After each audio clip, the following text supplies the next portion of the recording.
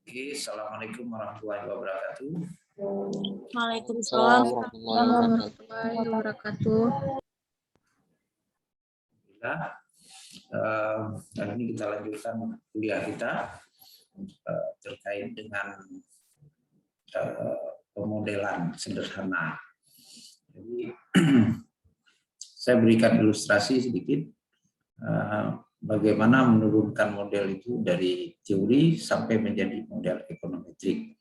Kemudian kita lihat ada beberapa contoh dan juga menjelaskan variabel dan parameter itu apa ya. Sebelumnya mungkin saya ini dulu ya, saya absen dulu, foto dulu ya.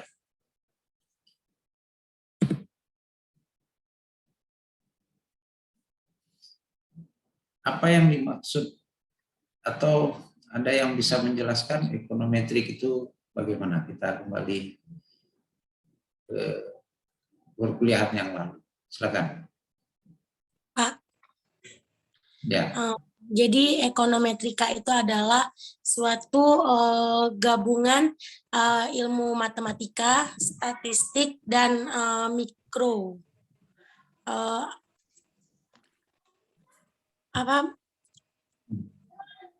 Yang membuat hubungan kuantitatif di antara variabel-variabel ekonomi. Oke. Ya. Masih bahasanya ya. Apakah cuma mikro? Apa, Pak? Apa cuma mikro? Mikro, makro juga, Pak. Ya, tadi disebutkan ekonomi mikro. Pak. Jadi ada beberapa ekonomi saja sebut. Kalau ada ekonomi itu masuk semua daerah. Jadi ada yang lain yang mau menjelaskan lebih lugas, lebih apa? Silakan. Terima kasih Vini.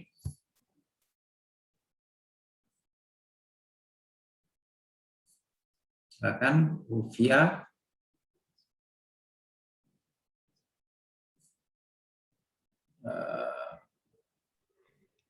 Nih Pak, Wahyu.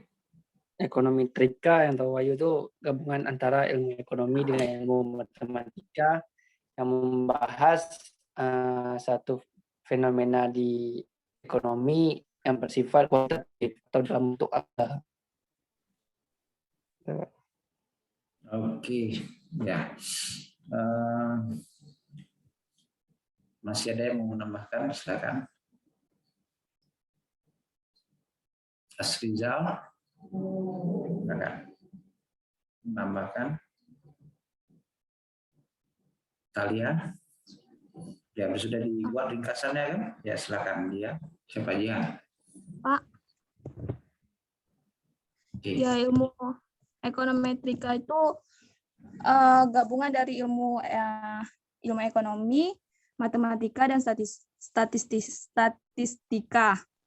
Nah, jadi ilmu ekonometrika itu yang mengukur terkait tentang angka-angka seperti kayak penelitian kuantitatif, dan itu bagaimana cara ekonometrika itu mengaplikasikan ilmunya seperti kayak mengaplikasikan mengaplikasikan seperti pengangguran seperti kemiskinan gitu Pak. Oke. Terima kasih Jihan. Jadi ada lagi yang silakan. Ya. Jadi ada kata kuncinya mengukur. Yang diukur apa? Ekonomi, variabel ekonomi. Berupa apa ukurannya? Berupa kuantitatif, angka. Ya, itu apa? Untuk bisa mengambil keputusan. Jadi teori ekonomi ini diukur dalam model dengan pendekatan teori, matematik, dan statistik. Jadi nanti dibaca lagi. Kata kuncinya itu dia mengukur fenomena ekonomi. fenomena ekonomi, maka kita dekati dia dengan teori, kita dekati dia dengan statistik, kita dekati dia dengan matematik, statistik, dan itu disebut ekonometrika, menghasilkan pengukuran kuantitatif dari variabel ekonomi. Yang diukur adalah variabel ekonomi. Variabel ekonomi apa? Seluruh teori ekonomi yang sudah Anda pelajari itu. Jadi ambil saja satu topik yang mana mau Anda pilih nanti. Nah, itu dia.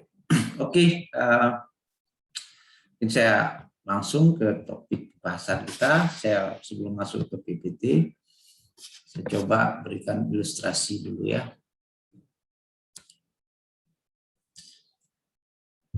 Di dalam ekonometrik, atau sebelum saya masuk ke situ, kegiatan ekonometrik ini kan menggunakan model.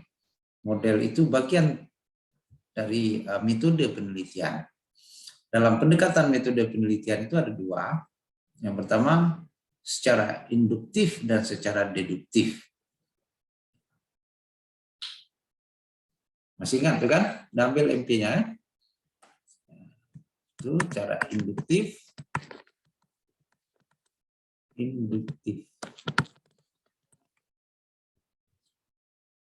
Secara deduktif.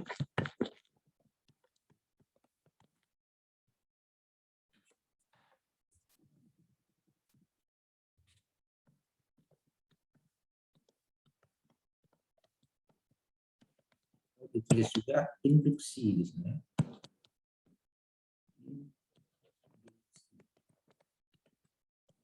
Deduksi.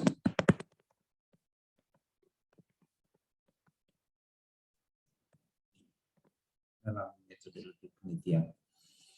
Apa itu induksi, apa itu deduksi? Anda pernah dengar dulu dari fenomena dari umum ke khusus, dari khusus ke umum. Masih ingat tuh? Ya. Nah,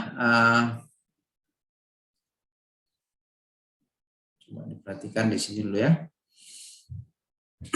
Nah, dari induksi ini, dengan pendekatan induksi, itu kita mengumpulkan langsung mencari data. Di induksi ya. Itu langsung data. Langsung kita turun ke lapangan mencari data, kita lakukan analisis, setelah mendapatkan data, teori, kajian teori ya. Nah, dari sini kita dapatkan kesimpulan.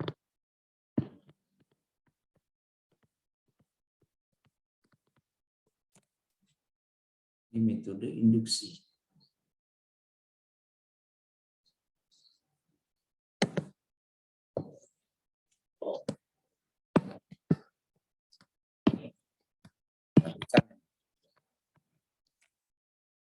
Di mana dapat data ini, di lapangan atau di objek penelitian. Misalnya ini eksperimen ya. Nah, eksperimen tanpa kita kita langsung melakukan eksperimen, kita kumpulkan ya perlakuan eksperimen itu, kita kumpulkan data-datanya, baru kita lakukan kajian ataupun analisis, sehingga kajian-kajian teori. Nah, dari hasil kajian ini, berdasarkan data ini, maka kita peroleh kesimpulan. Nah, inilah lahir dia yang namanya teori.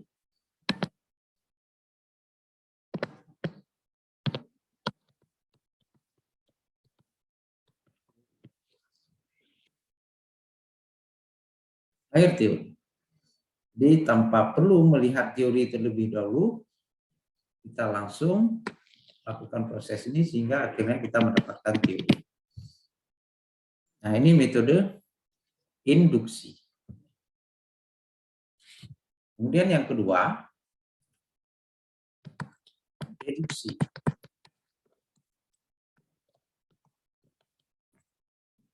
Pendekatan deduksi ini, kita cari teorinya dulu.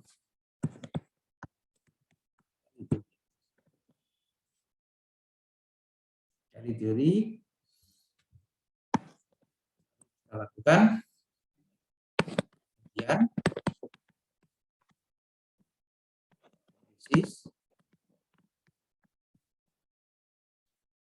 sini kita dapatkan yang namanya kesimpulan.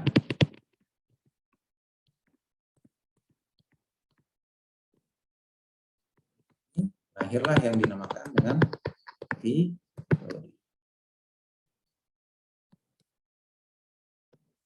Pendekatan deduksi.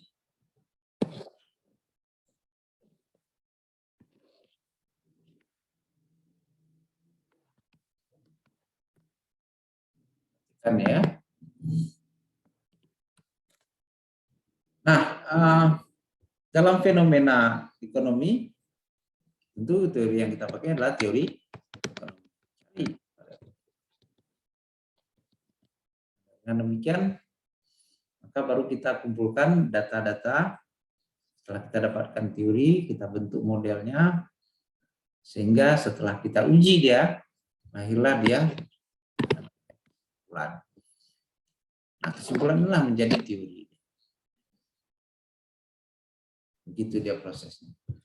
Nah, perlu diketahui bahwa di dalam ekonometrik yang akan kita pelajari ini, saya akan menjelaskan lebih banyak ke metode deduksi ini. Namun di dalamnya, dalam hasil pengujiannya nanti itu ada induksi, karena sudah ada dapat kita melakukan induksi. Apa ciri-ciri induksi itu? Ciri-ciri induksi itu adalah di sini dia. Nah, di sini sudah induksi. Jadi tidak pure dia deduksi, tetapi di antara kajian dan analisis dan berusaha menarik kesimpulan ini, itu induksi. Upaya menarik kesimpulan itu disebut upaya membuat generalisasi.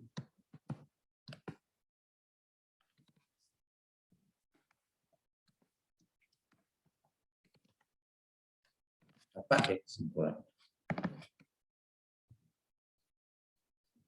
Ini di sini dia prosesnya. Jadi secara garis besar kita akan menggunakan pendekatan deduksi, deduktif. Jadi kita cari teori-teori ekonomi, kita bikin dia dalil-dalilnya, kita bikin dia asumsi, kita bikin dia semacam premis, baru kita dapatkan suatu model ekonometrik. Oke, ada pertanyaan? Ini saya hapus ya.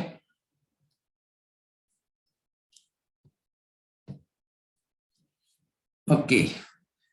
Nah, saya mau berikan satu contoh metode ataupun cara menurunkan model ya.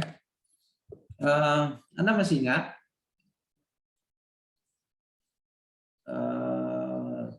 Saya ambil teori di mikro itu teori apa yang Anda kuasai?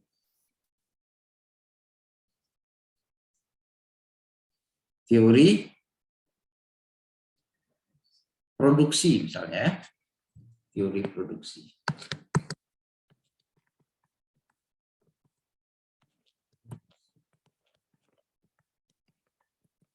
Langkah pertamanya ya. Dari teori produksi. Nah, apa yang disebutkan dalam teori produksi? Di mana kita lihatnya? Bisa dilihat di buku teks atau buku atau di jurnal. Teori produksi mengatakan bahwa produksi ditentukan oleh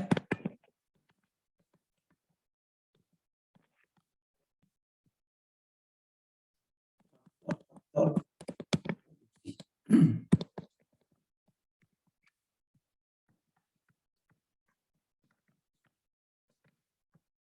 Antara lain tenaga kerja,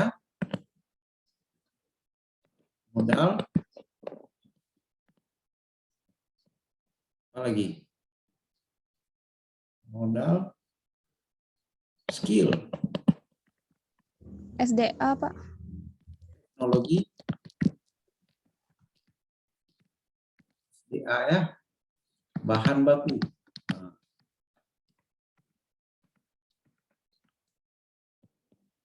Apa lagi? Dan seterusnya, ada banyak ya. Ada SDA tadi ya disebut Jian, boleh. Sumber daya itu bahan baku itu termasuk SDA.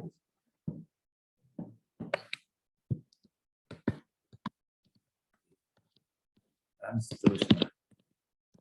Ini teorinya. Ini namanya premis mayor, itu teori umumnya. Ya.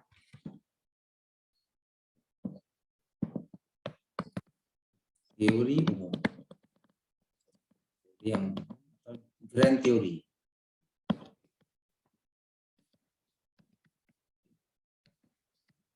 Disebutkan nanti siapa. Ini disebut juga dengan proposisi pertama. Kita buat P1. Kemudian ada proposisi kedua. P1 di sini ya. P1. Proposisi kedua.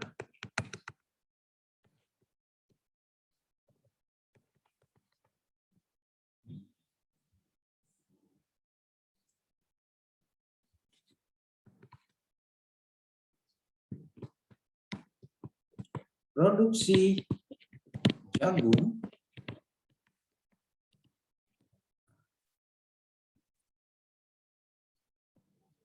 ditentukan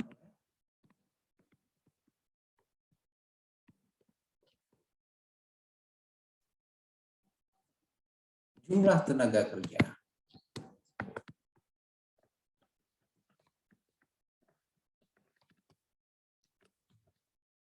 Ini dia proposisinya.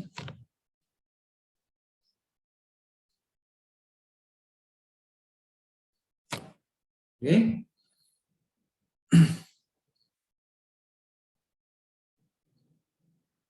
Nah, dari sini kita bisa membuat suatu suatu teori atau suatu model berdasarkan dari dua proposisi ini.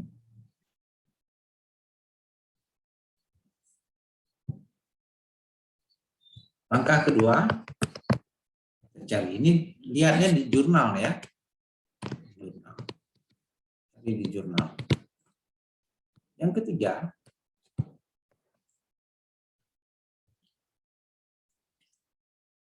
ini teori kedua ya.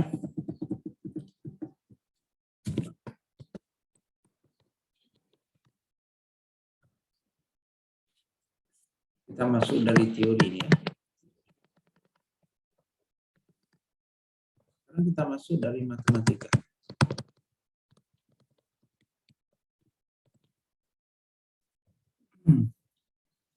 Kalau produksi jagung itu ditentukan oleh jumlah tenaga kerja, artinya jika produksi jagung itu adalah Y,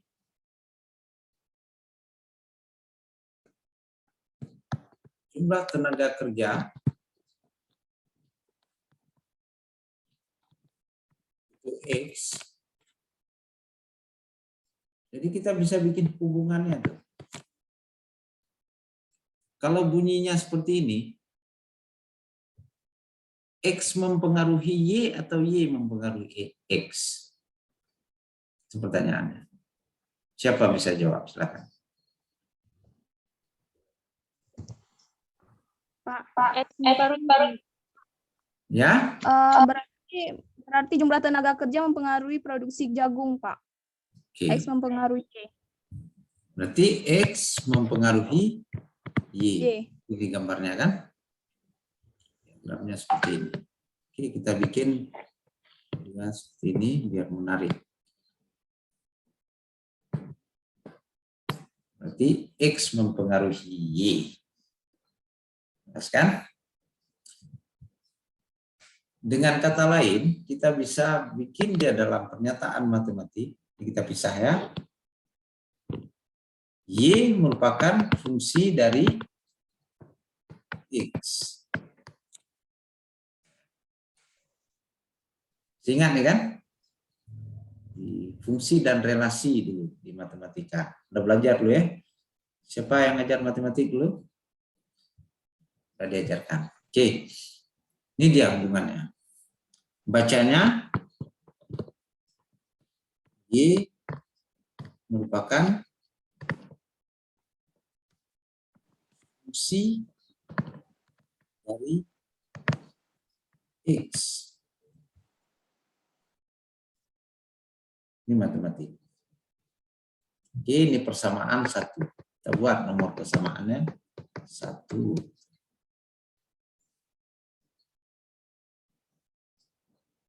Sudah?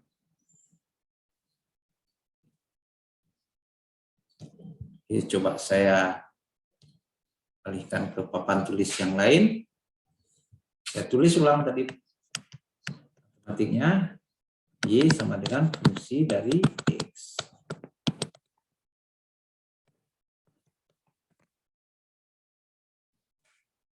Kita asumsikan hubungan X dengan Y ini linear. Maka kita bisa tulis dalam model matematis sederhana, Y sama dengan alfa tambah beta X.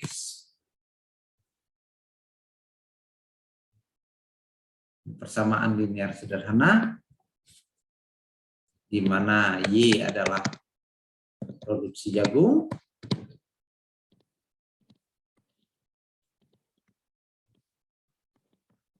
dan X adalah jumlah tenaga kerja. Paham ya? Alfa dan beta ini apa? Alfa dan beta ini adalah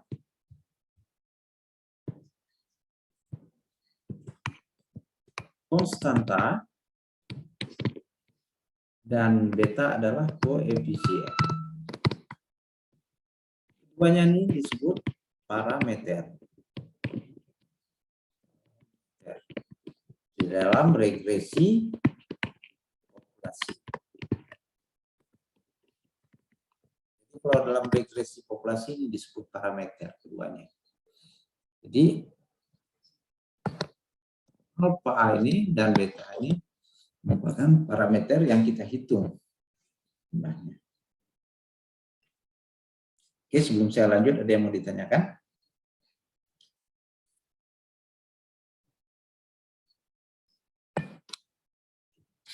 Nah, kita sudah dapat model matematis. Ini persamaan 2. Ini disebut model matematis. Ini juga model matematis.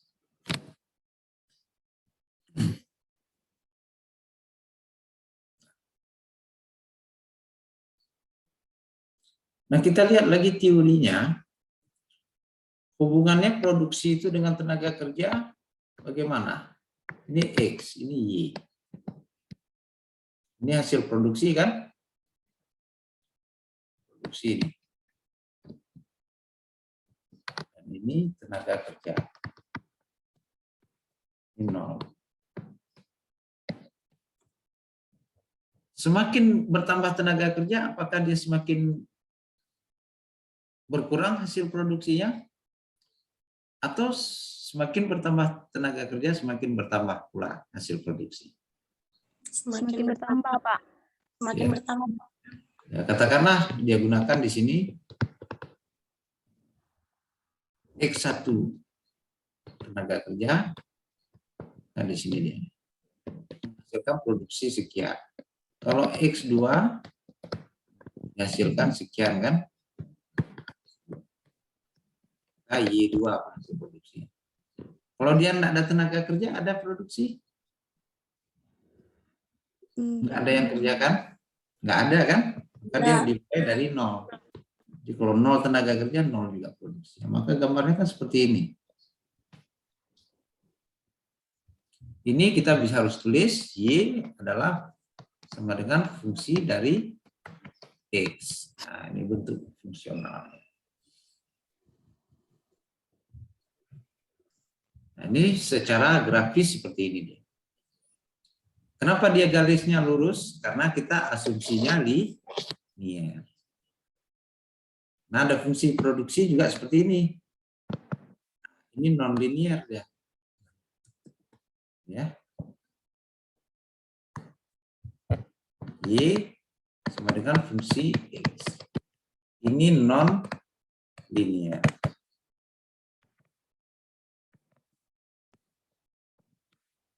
Nah, untuk model kita yang sederhana ini, saya coba memberikan ilustrasi. Ini model linear. Oke, kita sudah punya model matematisnya,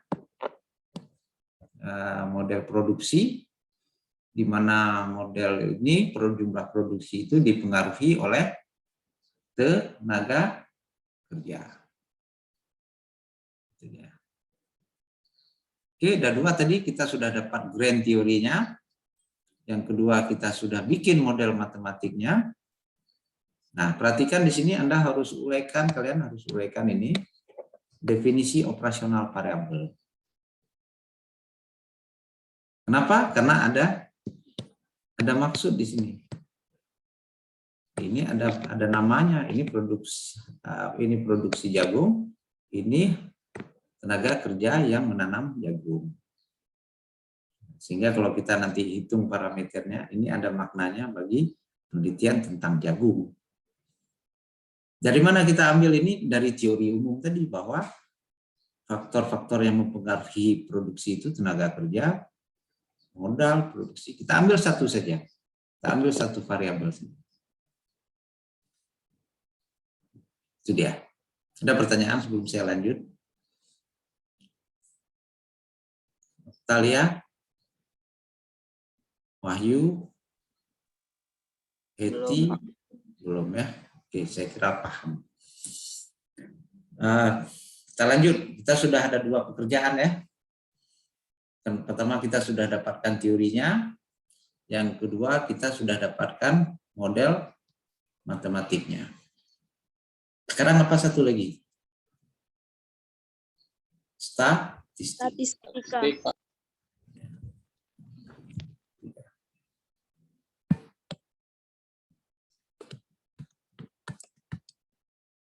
Di mana peran statistik di sini ya?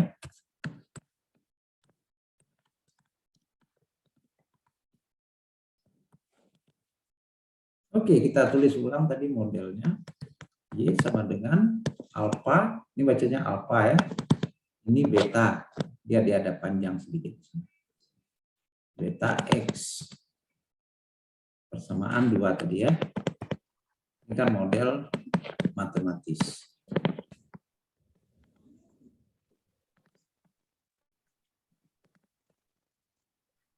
Produksi jagung.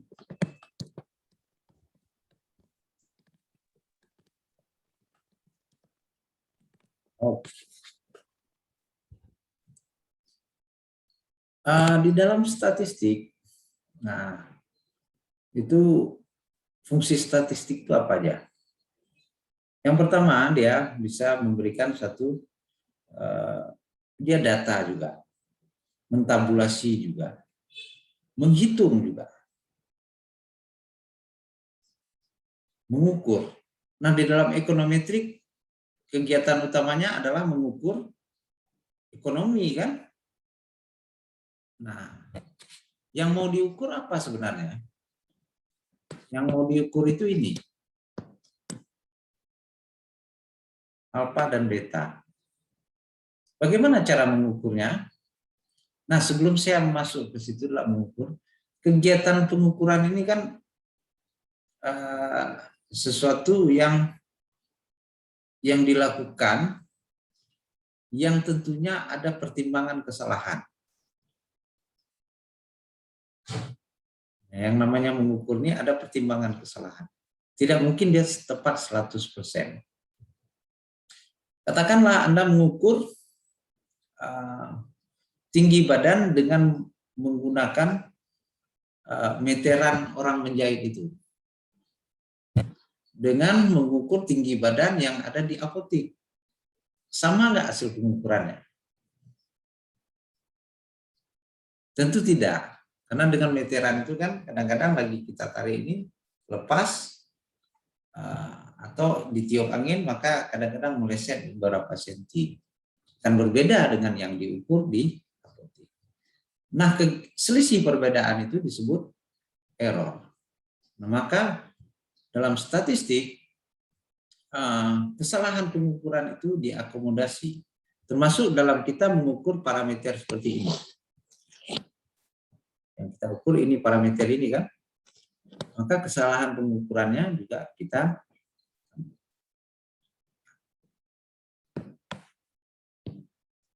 kesalahan pengukuran itu di dalam statistik itu disebut dengan error term. Kita bisa letakkan dia di belakang, kita beri dia notasi E atau epsilon. Jadi kita bisa tambah epsilonnya adalah error term. Ada yang menuliskan disturbance.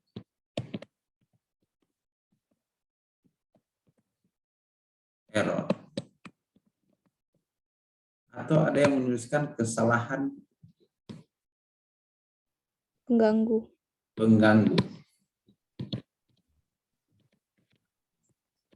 Itu dia.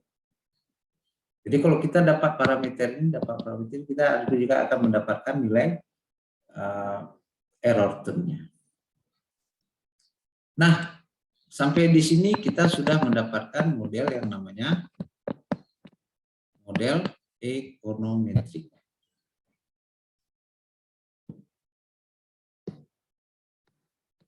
Dari mana prosesnya ini bisa mendapatkan ini?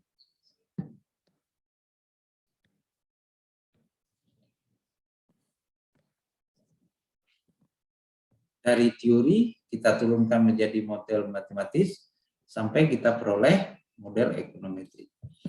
Nah, ini disebut dengan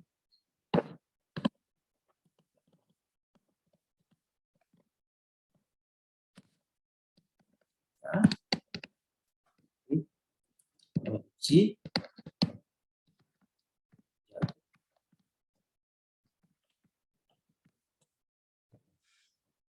Oke. Tugas kita selanjutnya adalah menghitung ini. Menghitung parameter alfa dan beta. Setelah dihitung, katakanlah hasilnya seperti ini. Ini sama dengan 0,5 tambah 0,7 X. Oleh dari mana dapat ini pengukuran ini? Dari data Y dan X. Tugas kita adalah mencari data ini.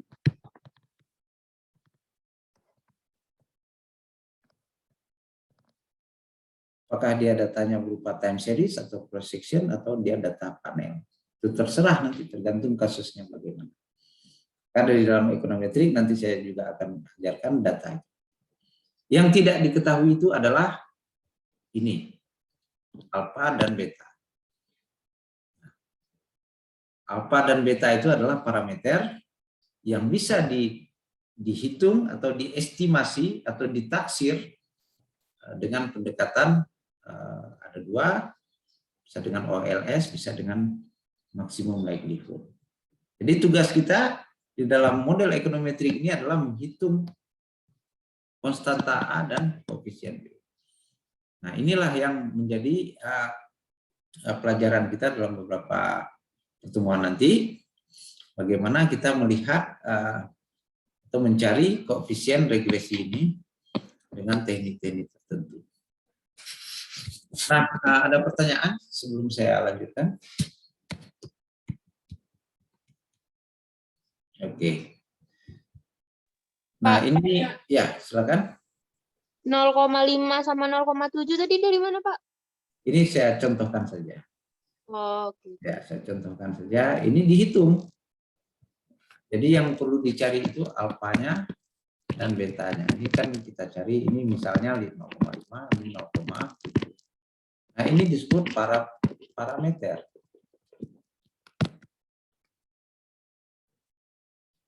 Parameter ini akan dapat kita hitung dari mana, pertanyaan Okta tadi, jika kita mendapatkan data X-nya berapa, Y-nya berapa. Nah, kalau sudah jadi penelitiannya, sudah dapat modelnya, nah ini turun ke lapangan, ambil di lapangan atau ambil di BPS datanya. Di lapangan. Tanya langsung ke petani, berapa pakai jumlah tenaga kerja, ini X-nya. Berapa jumlah produksi jagungnya, ini dapat dijawab. Kalau sudah dapat data ini, maka dengan mudah kita akan hitung ini. Menghitung ini bisa dengan OLS, metode kuadrat terkecil. Ada rumusnya. Nah, setelah kita hitung, baru kita lakukan interpretasi. Apa makna dari persamaan ini?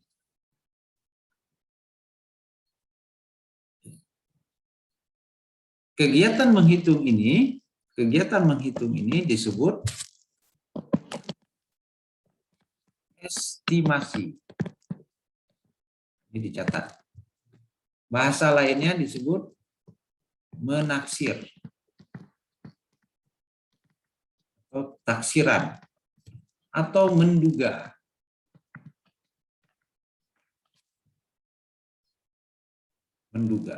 Jadi di jurnal nanti ada bahasanya seperti itu. Diestimasi, ditaksir, atau diduga. Gitu. Oke.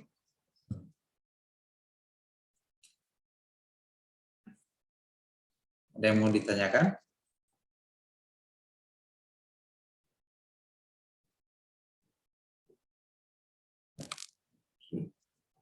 Nah, itu dia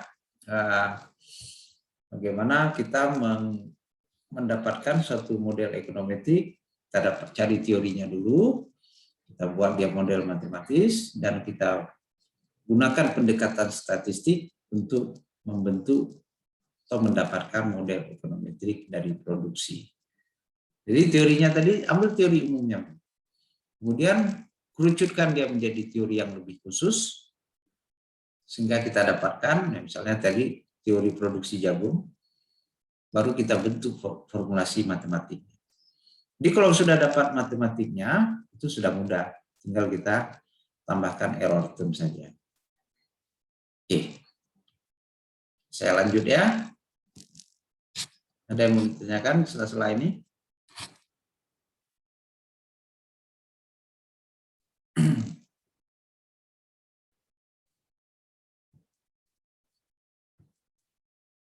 Oke. Nah, ini coba kita lihat sedikit apa kegunaan dari ekonometrik ini. Ekonometrika itu menjelaskan realitas ekonomi. Nah, tadi kita ambil teori ekonomi, kita bentuk model matematik, kita terapkan dia di dalam produksi jagung, kita dapatkan angkanya terakhir. Itulah realitasnya. Nah, sebelum dia dapat angkanya masih berupa alfa dan beta tadi, yang tadi itu kan,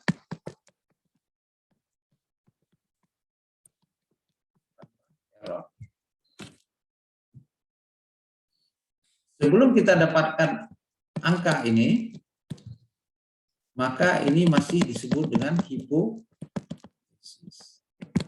Kita masih menduga bahwa tenaga kerja itu menentukan produksi jagung. Tapi setelah kita kumpulkan data, kita hitung dia, kita dapatkan tadi 0,5 dan 0,7 betanya itu X, maka ini bukan dugaan lagi. Ini sudah menjadi realitas ekonomi. Realitas ekonomi.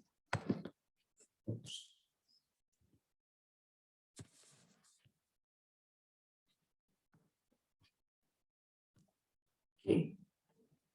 Realitas ekonomi di dalam produksi jagung.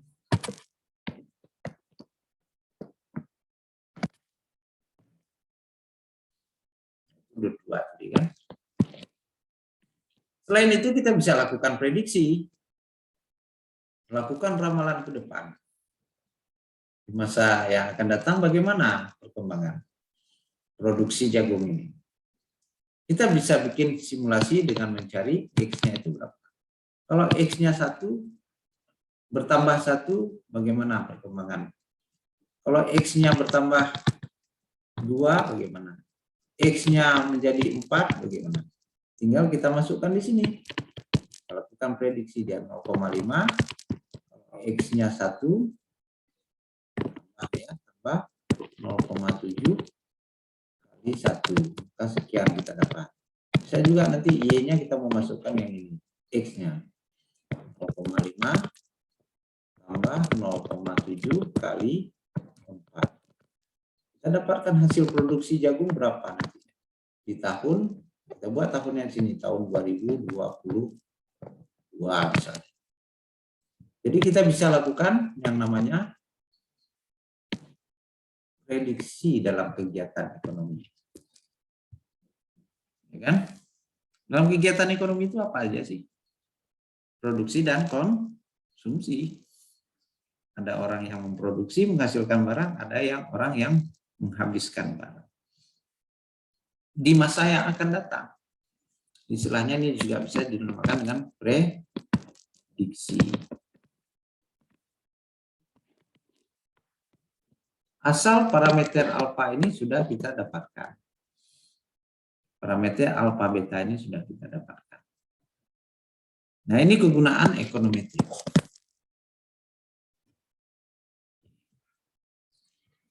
Nah, kalau kita kerucutkan definisi ekonometrika itu secara praktis, ya dia tidak lain merupakan mengukur realitas ekonomi.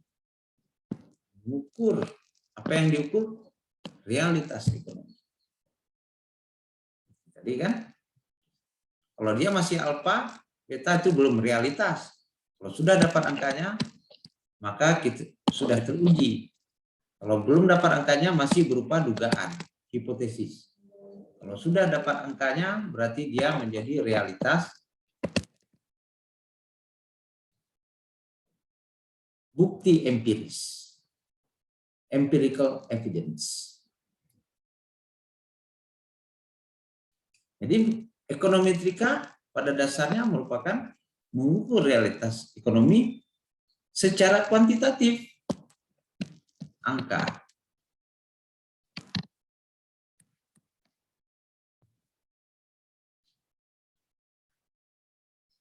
Supaya apa? Supaya kita bisa melakukan analisis dan menentukan kebijakan apa yang tepat. Selain itu juga untuk para petani, para pebisnis, para pedagang, secara faktual bisa diberikan suatu gambaran bagaimana perkembangan produksi jagung tadi dalam penelitian kita ke depannya.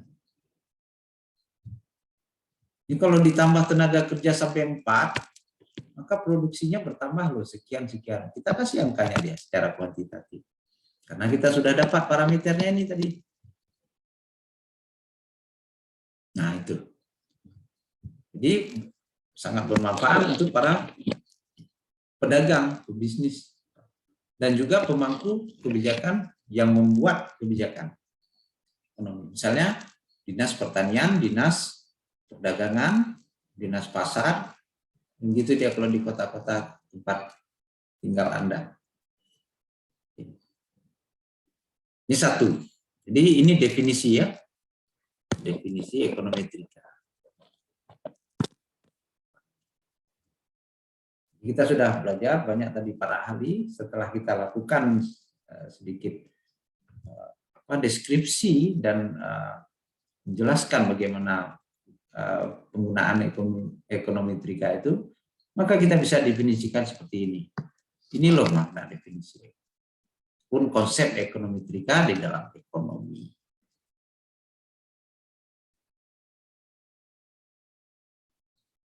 Ini secara praktis ya. Secara akademis apa? Secara akademis yang kedua ini, dia bermanfaat menjembatani antara teori ekonomi ini yang sifatnya abstrak ya, dengan kegiatan-kegiatan manusia di dunia nyata. Kita bisa manfaatkan. Ini dia ekonomi kita. Karena apa? Di dunia nyata itu sudah harus ada bukti ini, harus ada angkanya. Kalau masih berupa seperti ini masih berupa teori-teori saja. Jadi kalau sudah kita dapatkan parameternya dan kita bisa lakukan menduga-duga simulasi kalau 5, kalau 6, kalau 7, kalau 11, 100 berapa, maka ini dia. Kita sudah menggambarkan kegiatan-kegiatan di dunia kita. Dalam hal ini kegiatan di produksi jagung. Apa mesti jagung aja? Banyak kan lain? Bisa. Itu masih mikro ya. Belum lagi yang di makro, ada teori moneter, ada teori pengaruh kurs dalam perdagangan internasional. Bagaimana pengaruhnya terhadap ekspor. Misalnya nilam. Bagaimana ekspornya ke Eropa, ke India. Berapa kurs di dunia itu? Di India berapa kursnya? Bisa kita teliti. Bisa kita cari parameter-parameter. Saya kembali ke tadi, alfa dan beta ini. Alfa, beta ini kita cari. Nah, kita bisa memutuskan. Jadi dia merupakan bridging. Menjembatani, menyambung antara abstraksi di dunia akademis ini yang banyak teorinya dengan kegiatan-kegiatan di realitas di dunia yang sebenarnya. Itu dia. Manfaat praktis dan akademis dari ekonometrika. Ada pertanyaan sebelum saya lanjut? Ya, oke, kita lanjut ya. Nah, ini ada teori lain. Teori ini. Permintaan, demand, dan supply kalau demand. Terhadap komoditas tertentu, Q dan P adalah harga, PS adalah harga substitusi, harga barang lain. Substitusi dari jagung apa? Kalau orang nggak makan jagung, makan apa misalnya? Seperti itu. Kalau substitusi dari sepatu apa? Kalau orang nggak pakai sepatu, berarti pakai selop. Kira-kira begitu ya. Kalau orang nggak makan nasi, makan roti atau makan jagung. Jadi kalau kira-kira harga beras naik, maka orang akan harga jagung turun, maka akan mensubstitusi ke jagung. Nah teorinya, ini teori di makro ya, mengatakan bahwa pendapatan disposable, pendapatan masyarakat, itu mempengaruhi permintaan. Dan hubungannya adalah positif. Sementara harga dan harga substitusi juga mempengaruhi permintaan barang. Berarti ada 3 variabelnya. Kalau tadi X-nya cuma 1, ini X-nya ada Y sama dengan fungsi dari X1, X2, dan ini koma ya, X3. Ada 3 faktor. Kita bisa tulis seperti ini. Nah, apa yang berbeda di sini? Coba perhatikan. Notasinya sudah berbeda kan? Kalau tadi kita pakai Y. Sini X ya. X1, X2. Apa boleh seperti ini? Boleh sekali. Dianjurkan. Tidak ada masalah ya. Notasi boleh. Yang penting Anda perhatikan tanda sama dengannya di sini. Inilah yang membedakan bahwa Q ini dipengaruhi oleh P, PS, dan YD. Bukan sebaliknya ya. Jadi yang memisahkannya adalah di tanda sama dengan ini. Nah ini secara matematis secara model statis ekonometriknya, kita bisa tulis metrik permintaan ya.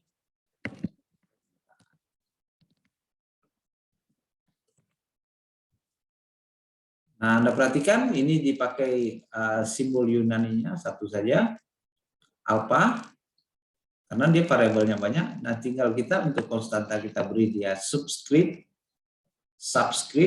alpha 0, ini konstanta, alpha 1, ini koefisien untuk P, alpha 2 untuk harga substitusi, alpha 3 untuk pendapatan disposable, dan epsilon adalah error term atau disturbance error atau kesalahan pengganggu. Nah, kan lebih mudah kan? Oke, intercept atau juga disebut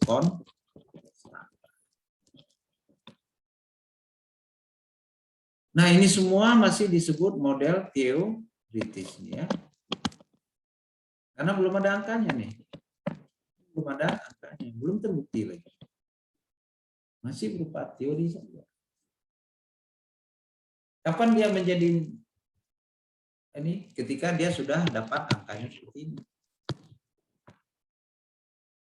Ini disebut model empiris.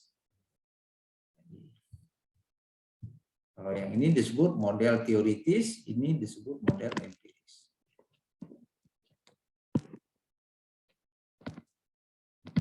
Karena sudah terbukti dia ada angka. Nah, errornya biasa ditulis di bawah ini. Tidak ada. Jadi sudah ada buktinya. Ini sudah menggambarkan realitas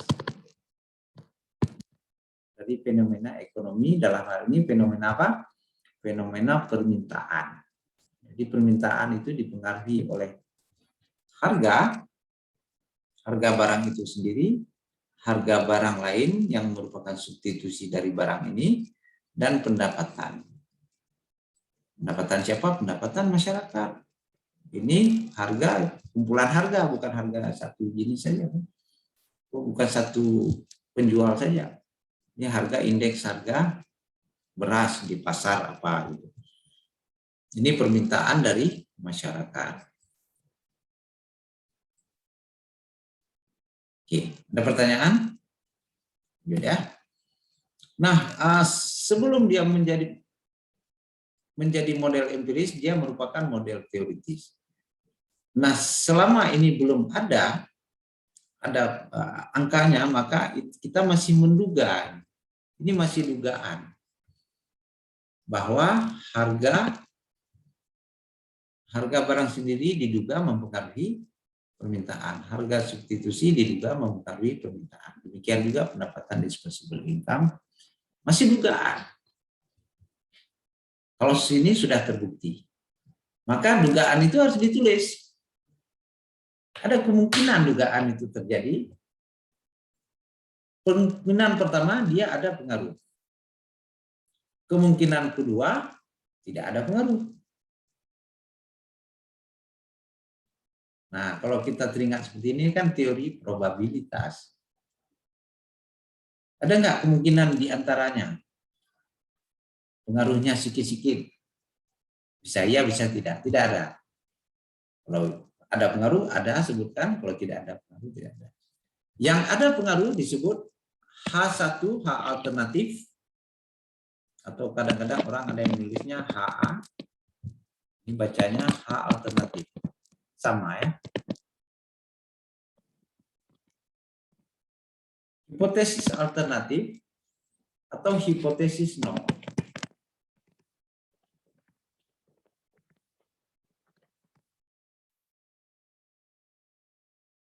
Hipotesis alternatif ada pengaruh harga komoditas tertentu terhadap substitusi pendapatan dan permintaan.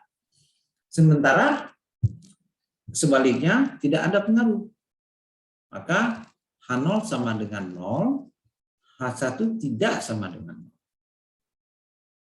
Bagaimana cara mengujinya? Kita bisa menguji secara uji T dan atau uji F. Apa beda uji T dan uji F? Kalau uji T itu dia menguji satu persatu. Kita uji ini dulu. Apakah P ini ada pengaruh terhadap permintaan atau harga substitusi ada pengaruh? Kita uji dia satu persatu. Kalau uji F yang ini, maka kita uji dia P1, P harga barang sendiri, PS dan YD ini berpengaruh serentak terhadap permintaan. Nah, ini hipotesis ini akan teruji jika sudah ada angka. Kan ya? Nah, mengapa dia ada pengaruh nih? Tidak sama dengan 0. Bayangkan jika ini sama dengan 0, maka dia tidak ada pengaruh.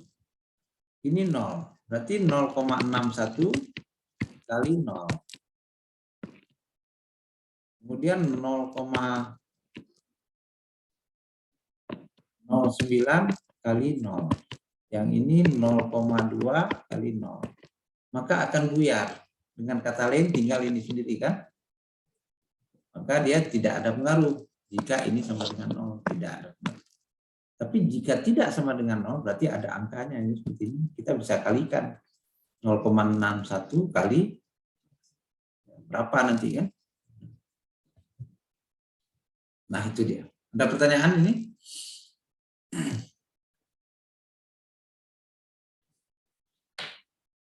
Uji hipotesis ini pada dasarnya menguji signifikansi statistik dalam model ekonomi. Apakah dia konsisten dengan teori atau tidak? Nah, kalau teori produksi itu kan seperti ini. Apakah setiap penambahan tenaga kerja akan meningkatkan produksi? Nah, kita menguji. Kalau di permintaan dia seperti ini.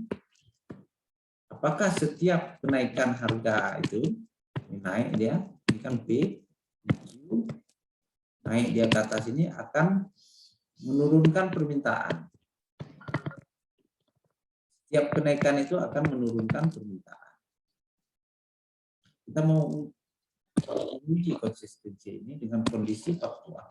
Kita lihat angkanya nanti di alpha tambah beta X-nya. Kita lihat konsistensi ini. Kalau dia ditandanya ini alfa kurang beta negatif, maka dia akan sejalan dengan teori ini. Ini kalau teori permintaan.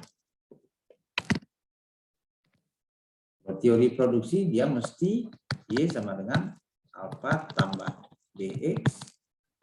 Ini mesti positif. Karena begini gambar. Kalau begini gambarnya dia negatif. Itu saja konsistensi teori ini.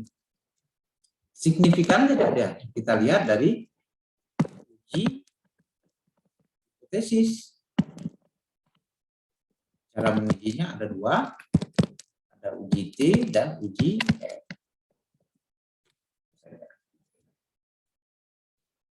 Oke, ada pertanyaan? Jadi dia bisa meramal dan bisa melakukan suatu prediksi ya, meramal, prediksi untuk para pebisnis dan pengambil kebijakan. Oke, silakan ditanyakan. Jihan, Vini, paham ya? Paham, Pak. Alhamdulillah. Oke, Yuli, Masuri, Wahyu, Rizal, Asrizal, mana nih orangnya? Randy,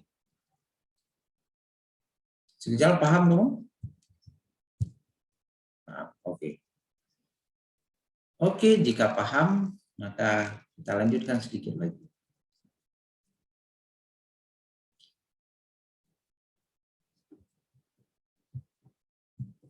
Nah, ini ada tugas Anda.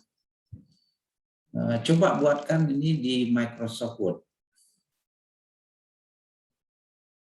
Kerjakan di Microsoft Word. Kita lanjut ke Google Classroom sampai pukul 16.30, 16.20 nanti ya. Kita kerjakan.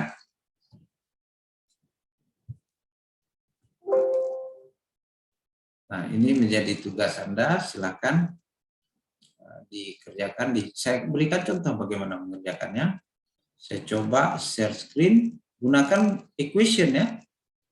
Nah, tujuannya Iya, ini Pak. adalah menggunakan equation di Microsoft Word. Coba saya praktekkan sebentar.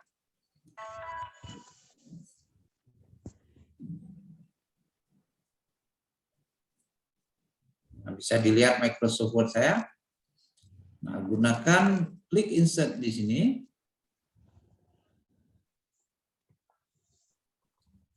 Klik insert di sini. Oke. Pilih equation.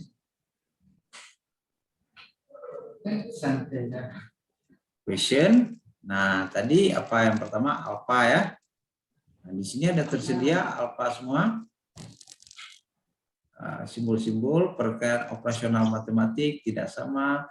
Ini kali, ini tanda apa ya? Irisan, delta, ini derivatif parsial, banyak simbol matematik.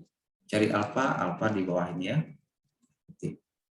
Alpha ketikkan sama dengan, kemudian letakkan kursornya di luar ini, sebelah ini. Buat keterangannya di sini, ketik alpha. Saya contohkan satu lagi, klik lagi equation. Di sini beta ya, dengan klik di luarnya, spasi beta. Oke, dan seterusnya ya. Buat. Kemudian coba Anda buat persamaan tadi, regresi tadi, gunakan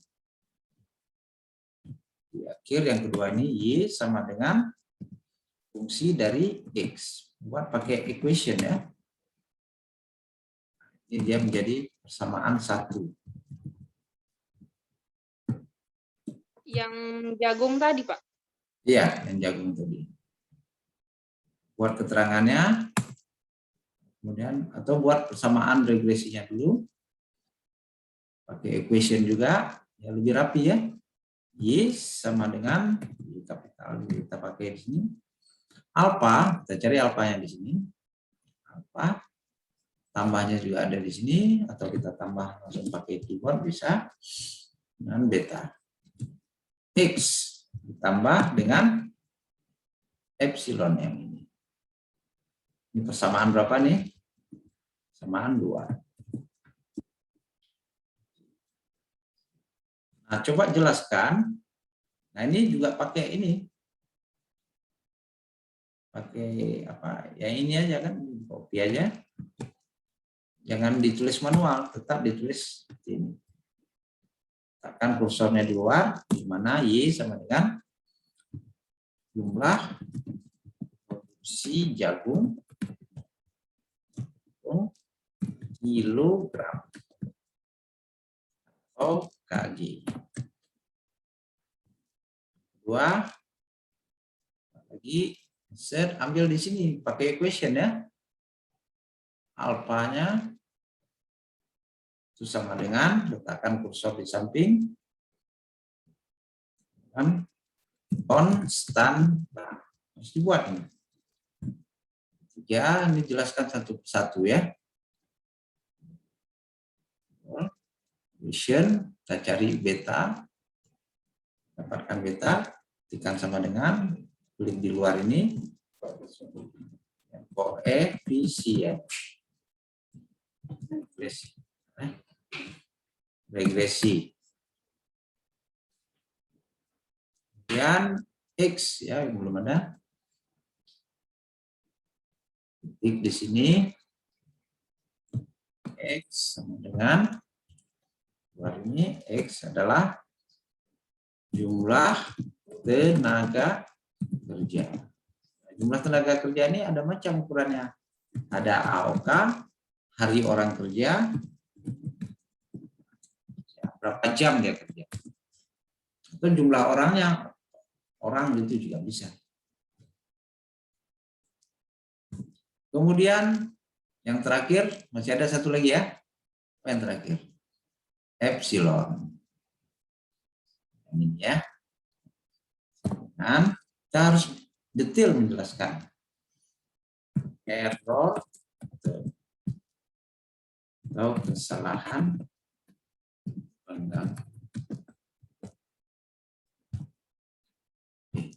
selesai.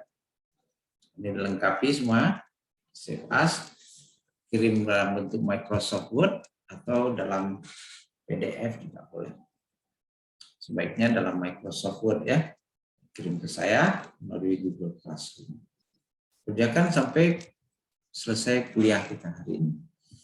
Ini saya tujuannya untuk ini melatih Anda menggunakan ini, equation ini. Belajar ya. Oke. Ya. Ada yang ada laptop, ada yang nggak ada. Mudah-mudahan ada ya. Nanti di-share aja sama teman-teman. Ya kan. Baik, ada pertanyaan? Kamila, Eti, Nadia Rahmi, yang mau ditanyakan? Pak. Ya, silakan. Itu yang rumus-rumus tadi Pak, yang kode-kode tadi tulis semuanya Pak, yang ada di laptop Pak. Enggak, yang saya suruh buat yang itu aja, 3 tadi itu aja. Oh 3 aja. Iya, yang ini aja. Ini saja ya dibuat. Iya Pak. Nah, ini buat lagi ulang. Ini saja. Ini buat supaya Anda terbiasa menggunakan fitur equation. Yang ini buat lengkap nih sampai ada terakhir. Dengan bacanya apa? Ini beta, bacanya tulis sampai beta. Buat sampai 2 kolom gitu. Dalam Microsoft Word aja ya. Supaya bisa lihat saya di mana kesalahannya. Ya, kalau ini kan bisa lihat saya ini ada hitam kan. Ini berarti pakai equation. Harus latih ya, kalau enggak nanti enggak terbiasa. Itu Asrizal. Yuli, ada kendala? Ada, Pak. Oke, terima kasih. Ya, kita tutup dulu, baru kita diskusi yang lain. Kira demikian presentasi kuliah hari ini. Silakan dipelajari dan dilatih kembali. Insya Allah kita jumpa minggu depan ya. Assalamualaikum warahmatullahi wabarakatuh. Waalaikumsalam warahmatullahi Waalaikumsalam warahmatullahi wabarakatuh.